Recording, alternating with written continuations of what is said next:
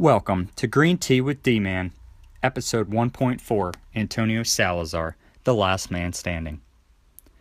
Hello everyone, and welcome back. I want to thank those of you who have spread the news about our podcast and who have checked out the website www.greenteawithdman.com, which now has an SSL link at HTTPS. I am working on uploading some pictures to the website this week to coincide with the episodes that we have covered, and we'll try to continue doing so as we move forward for some visual supplement to what we're talking about. Also, I have tried to keep the episodes to around 20 minutes, but as we get deep into the details of events in Portugal from 1928 to 1945, I will likely have to increase that time to about 30 or so minutes, so that we do not end up with 50 plus episodes just for Salazar himself. There are still other leaders we need to cover in this first overarching series. So last week, we ended with Salazar being named the undisputed finance minister under the new cabinet named by President Oscar Carmona. While there was great excitement for Salazar to head up the finance ministry, there was also a long list of troubling concerns for him.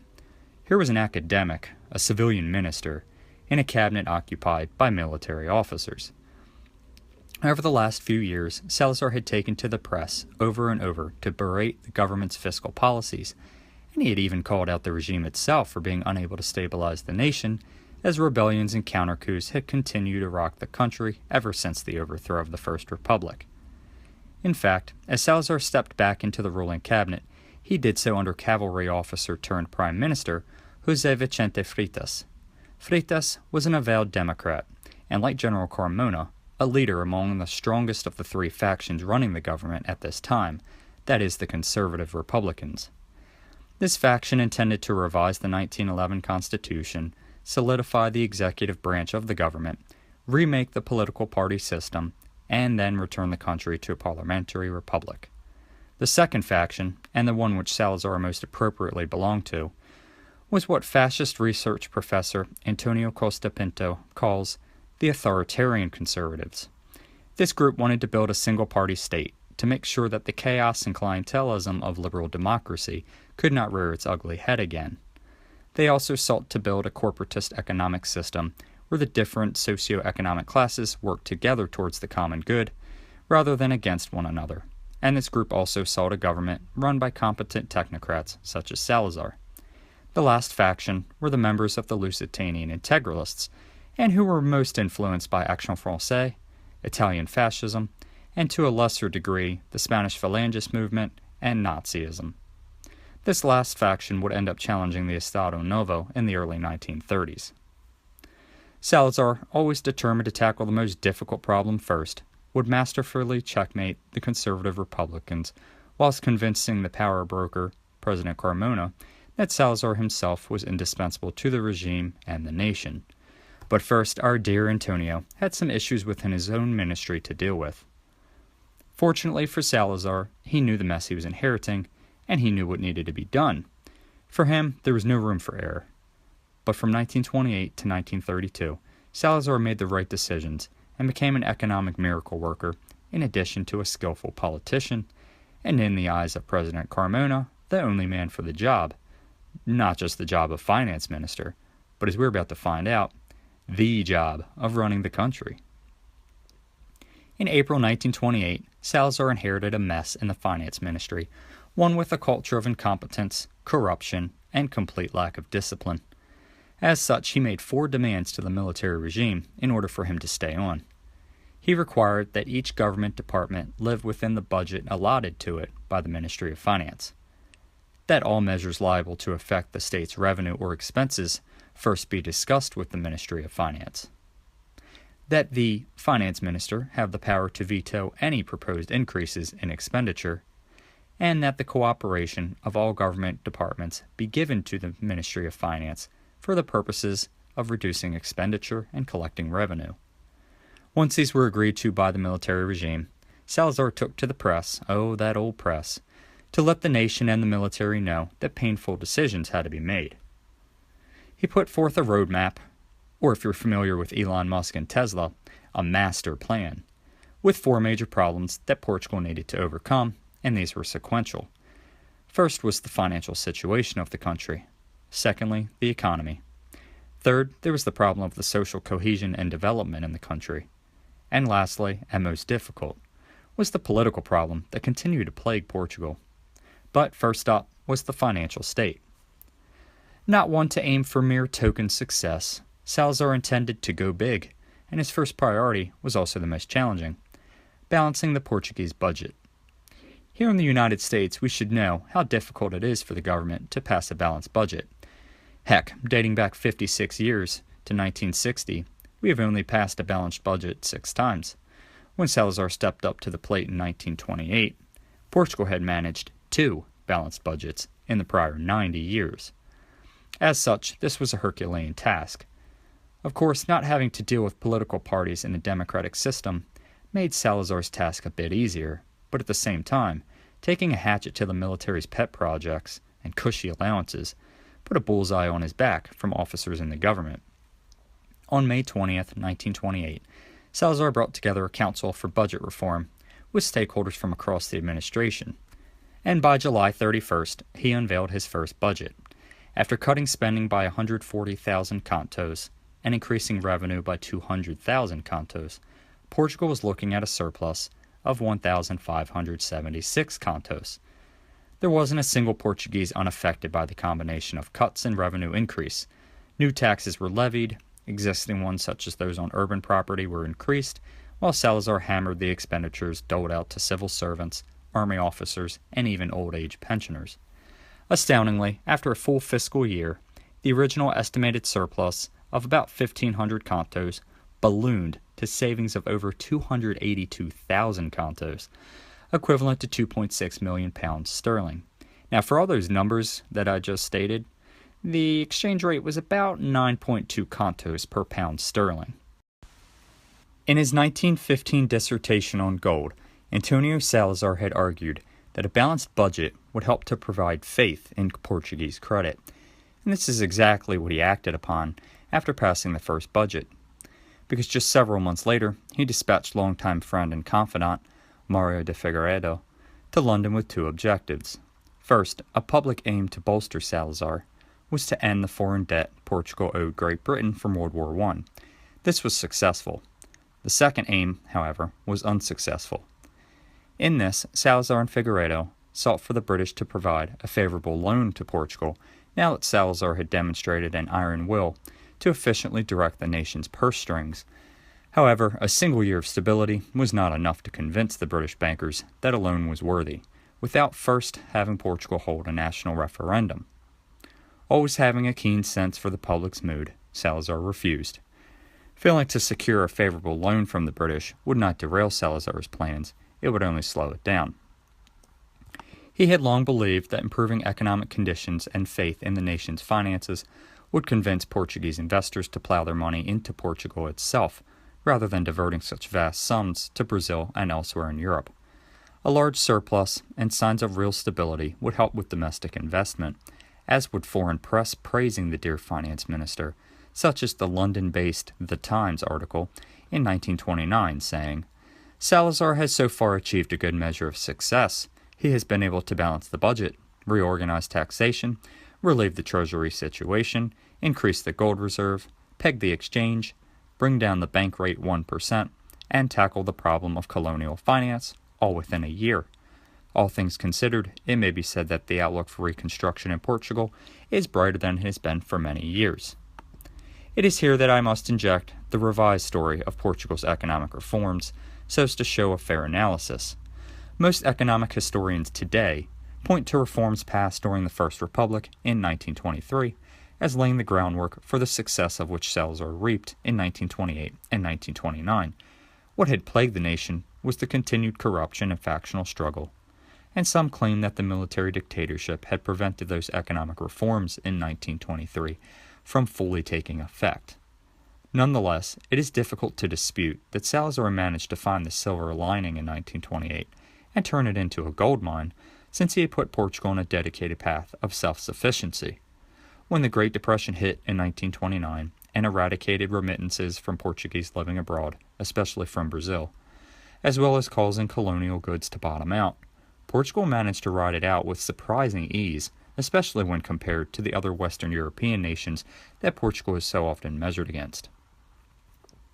With Portugal's finances in good shape and showing a marked improvement, Salazar turned his attention to the second and third problems of his four-part roadmap: the economy and social situation.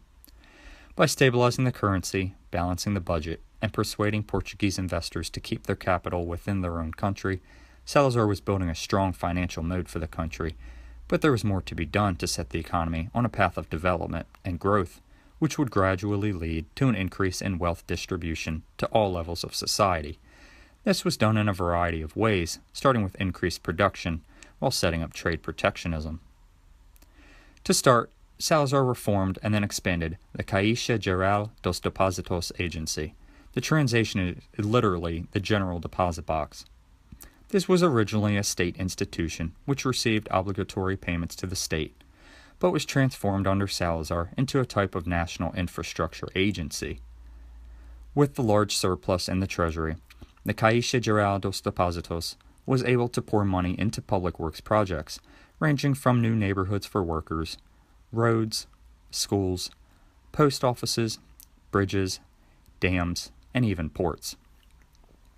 Under Salazar's guiding hand, Lisbon itself was transformed in short order with dozens of construction projects, which the country had not seen in decades. Included in these projects were distribution mechanisms which allowed Portuguese exports to quickly make it to market. On the other side of the economy, production, Salazar initiated several programs to include the Campagna do Trigo, or Wheat Campaign, based on Benito Mussolini's own project and sharing the same name as it. The Portuguese Wheat Campaign was a determination to make the nation self-sufficient in wheat production. Never again would the country find itself at the mercy of others for food supplies, as had been seen in World War I. More land was dedicated to wheat cultivation, and incentives were provided in the form of prizes for those farmers who produced the most. While the state provided the infrastructure and subsidy towards transportation and distribution, it also provided a guaranteed sell price for farmers, which in the 1930s ran about 50% higher than international market prices. Now, something to note here is that obviously consumers were paying a heavy price for this drive for self-sufficiency, but Salazar made it clear the decadence of gluttony and material wealth had no place in Portugal. For many observers during the Great Depression, when goods were scarce to come by in places like the United States and unemployment was sky high, Portugal looked like a major success story. Salazar was taking a soft and procrastinating people and molding them into a self-sufficient and hard-working nation. In addition, the state was providing loans to farmers, worth 450 escudos for every hectare they devoted to wheat. Interestingly, the state also provided for families who wished to move from the densely populated north down to the less populated agricultural south to assist in the campaign for increased production. As time went on, this campaign assisted in bolstering the large landowners in the Alentejo, who had already been in place before Salazar, and during his rule they would end up proving to be a special interest that he couldn't break but instead would rely upon. With parts 1 through 3 of the master plan set in motion and working well together, Salazar dedicated himself to outmaneuvering the Prime Minister, José Vicente Freitas. It was clear from the beginning that these two men were not warm and cozy associates, and if not for President Carmona forcing them to work together, they were very likely would have shredded one another from the get-go. Or rather, Freitas probably would have just had Salazar taken out back and shot. Anyway, the first year and a half saw the two men work together for the good of the state, and it was something Salazar had intentionally appealed to in keeping support for his initiatives, that is, the military's sense of unity, duty, and of course sacrifice for the good of the nation. After a year, the cohesion began to crack. Well, I should clarify, the government had not been stable during this first year, and there had continued to be drama and rumblings. But in June and July 1929, Salazar, with the support of de Figueiredo, made a daring move that actually paid off. Earlier in the year, a minor crisis had occurred between Salazar and Colonel Freitas, which ended up with Figueiredo being brought in as Minister of Justice. Minister Figueiredo, like Salazar, was a devoted Catholic and decided that as Justice Minister, it was time to roll back some of the extreme anti-church policies the Republic had put into place, those such as barring religious processions and limiting the times that church could ring their bells. These moves horrified the Republicans in the regime, chief among them Prime Minister Freitas. When the Republican cabinet rose in opposition, Minister Figueiredo threatened to resign if his actions were overruled. On July 2nd, the Council of Ministers met in Salazar's hospital room, where he was recuperating from a fall which had broken his leg, and they voted against Figueiredo's motion. Staying true to his threat, Mario de Figueiredo resigned, and the next day on July 3rd, Antonio Salazar followed his lifelong friend by resigning his position as well. Since we haven't heard Salazar's own words for quite a while, let's hear what he had to say about the matter in a letter he wrote to Freitas upon his resignation. Your Excellency knows that I never asked for anything that might improve the legal status of Catholics, carefully avoiding the complication of those national problems which all of us were called on to resolve with the greatest possible urgency.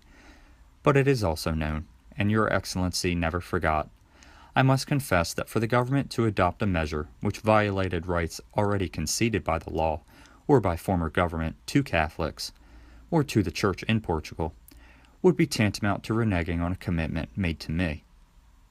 The very next day, on July 4th, 1929, President Carmona made a personal visit to Salazar's hospital room, urging him to stay on board.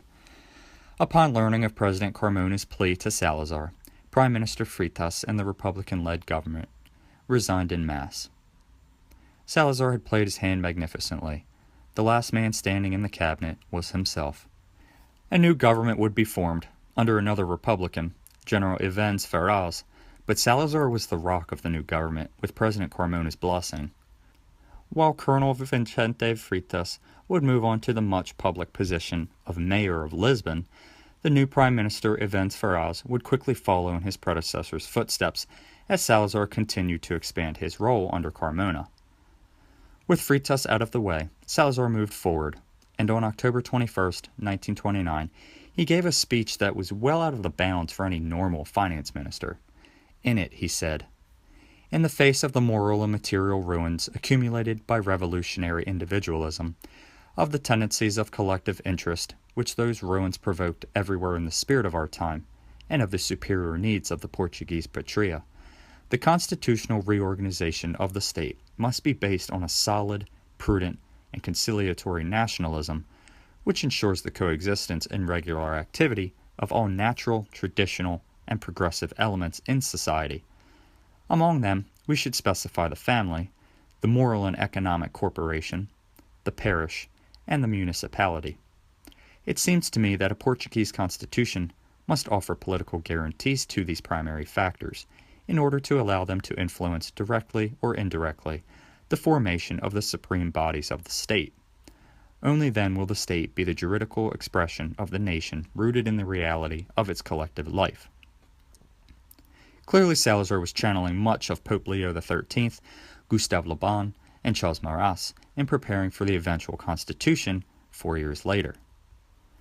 By January 1930, Prime Minister Ferraz was gone, undone the same way that Freitas had been. After making contact with several Republicans, including the man who ran the finance ministry before the 1926 coup, as well as a prominent former president of the ministry, Cunha Leal, Ferraz forced Salazar to flex his muscles. When Minister Salazar published a piece regarding his position on Angola in the newspaper, the Republicans in the cabinet rose up against him.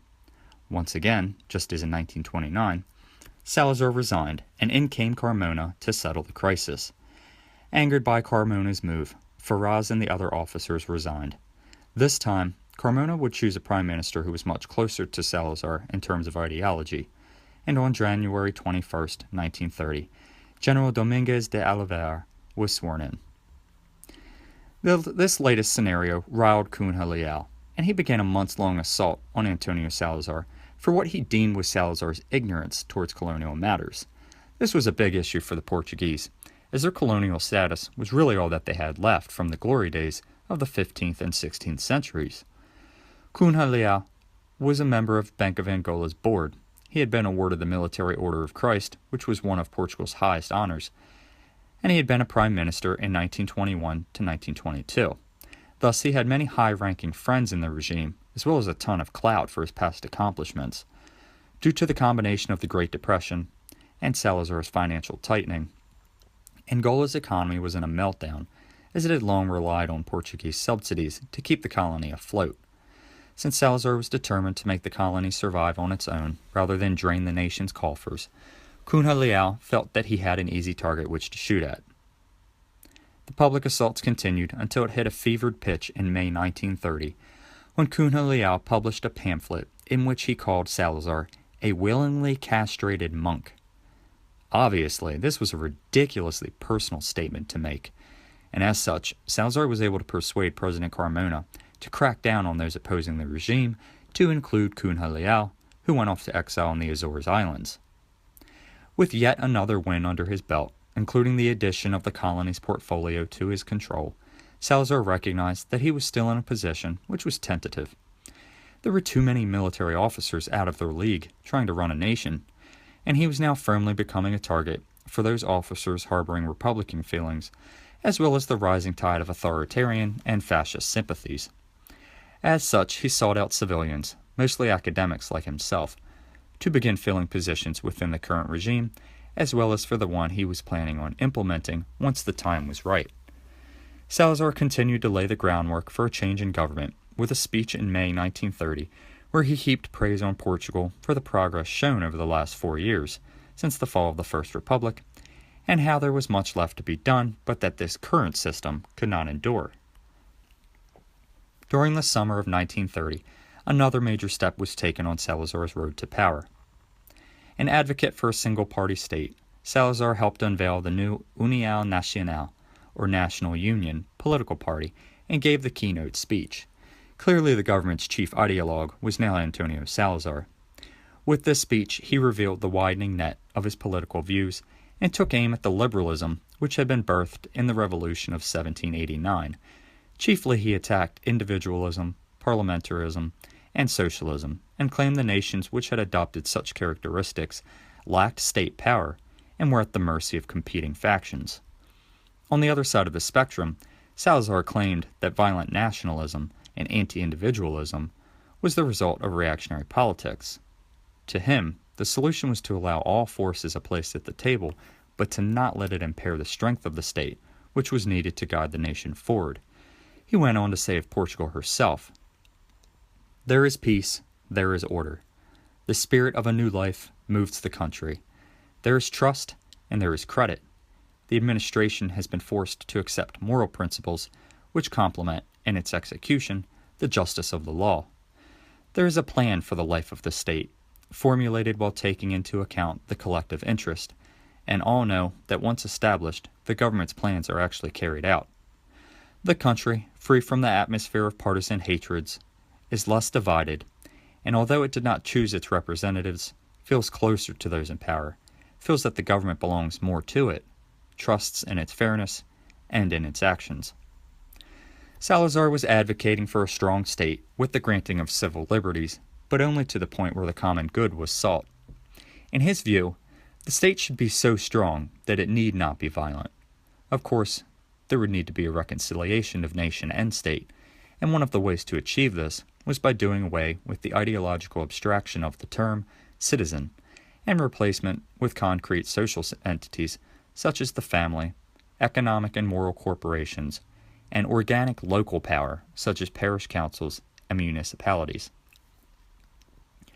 As the calendar turned from 1930 to 1931, it was clear that Salazar's position was growing and that it was now just a matter of time before he assumed power.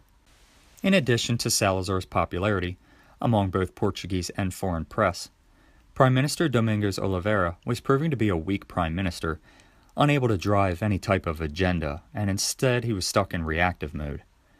And 2 military revolts in 1931 would drive home the need for a political solution to the current situation. On April 4th, Republican troops on the Atlantic island of Madeira rebelled, followed by revolts in the Azores and Portuguese Guinea, which required the regime to send forces from Portugal to put down. During this time, Salazar mostly kept quiet, with the exception to stating how much this endeavor was costing the treasury. By now we can tell that Salazar was a bit of a penny pincher, and there are numerous accounts from visitors to his office that Salazar would rarely turn the heat on in order to save money. Instead, he would wear an overcoat, and during the frigid months would throw a blanket over his coat in order to maintain low heating costs.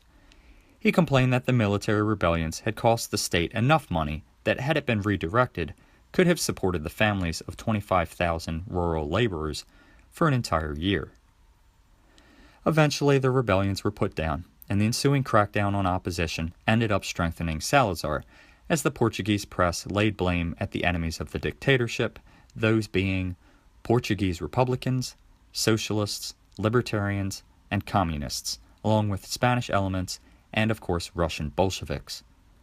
Around this time, Salazar gave a speech at a National Union rally saying, "It must be clear that the end of this great act of renewal is the establishment of political, economic, and social nationalism, well understood and dominated in the face of all components of the nation by the unchallengeable sovereignty of the state, and impervious to the possibility of being a toy or a victim of parties, factions, groups, classes, sects, and revolutionary machinations."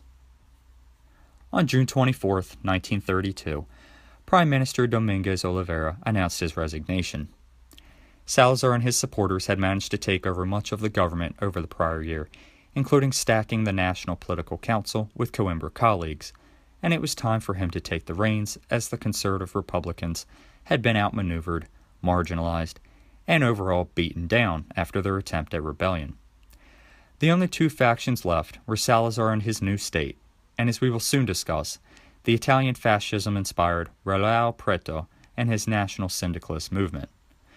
We will discuss Preto and the NSM, as well as what happened to the Lusitanian Integralists in episode 1.6, The Opposition.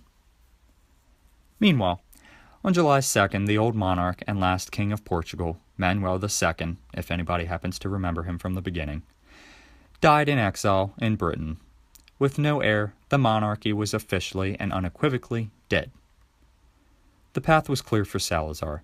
On July 5th, he was made president of the Council of Ministers, and he formed a new cabinet, mostly with his own supporters. But as we stated before, Salazar was much different than other authoritarians, and in this manner he actually moderated his cabinet, and he welcomed in leftists, centrists, and those from the right. Salazar wanted all groups to participate in the next stage, the development and implementation of the Estado Novo, the new state. Next week, we will break from the chronological structure of the episodes and instead detail what the new state was and provide some analysis. What made it new? Why was it called a corporative republic? Was this a revolutionary new system, or did it incorporate elements seen elsewhere? Was Salazar a bloodthirsty, murderous fascist like the leftists claimed? What do historians and academics who studied fascism say about Salazar and his regime? So we'll cover all of that next week. Until then, this is Green Tea with D-Man.